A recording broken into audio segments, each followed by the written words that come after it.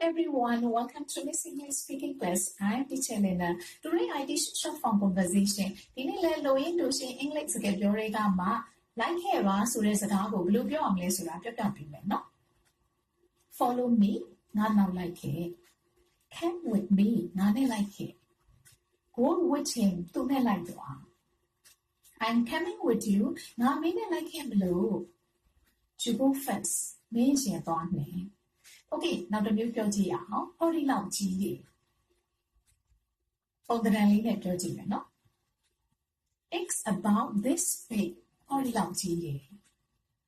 It's about this high ဟောဒီလောက်မြင့်တယ် It's about this deep ဟောဒီလောက်နက်တယ်အင်္ဂလိပ်စာလေ့လာခြင်းတွေအတွက် Miss English Speaking Class နဲ့လေ့လာထုံးတဲ့အကောင့်ကနေ Facebook Page, YouTube, Instagram, TikTok တွေမှာ video file တွေအများကြီးတင်ထားပေးတယ်နော်